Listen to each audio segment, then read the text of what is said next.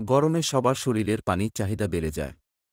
প্রাপ্তবয়স্করা তো নিজের ভালোর কথা চিন্তা করে পানি পান করবেন, কিন্তু শিশুর পানির চাহিদা পূরণ করাটা ঝক্কির বিষয়। তাই বেছে নিতে পারেন ঘরোয়া পদ্ধতিতে তৈরি মজাদার পানীয়, যা তাদের জন্য পুষ্টিকর এবং শরীর ঠান্ডা করে এবং পানিশূন্যতা রোধ হয়। লেবুর শরবত প্রণালী: লেবু ভালো করে ধুয়ে নিন। লেবু থেকে রস বের করে নিন। একটি গ্লাসে পানি, চিনি এবং লবণ মিশিয়ে নিন।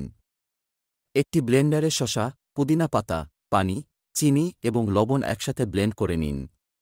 ঝাঁঝরি দিয়ে ছেঁকে পরিবেশন করুন শসা পুদিনার শরবত। একটি ব্লেন্ডারে দই, পানি, জিরা গুঁড়া, লবণ এবং পুদিনা পাতা একসাথে ব্লেন্ড করে নিলেই হয়ে যাবে মজাদার লাচ্ছি, যা এই গরমে বাচ্চাদের জন্য অত্যন্ত উপকারী। হাত দিয়ে চটকে কিংবা ব্লেন্ডারে আম পানি সামান্য চিনি দিয়ে ব্লেন্ড করে নিলেই তৈরি হয়ে যাবে মজাদার আমের শরবত। এই গরমে বাচ্চাদের জন্য ভালো একটি পানীয় হতে পারে খেজুরের শরবত। খেজুরের শরবত বানানোর জন্য প্রথমে খেজুর ভালো করে ধুয়ে নিন।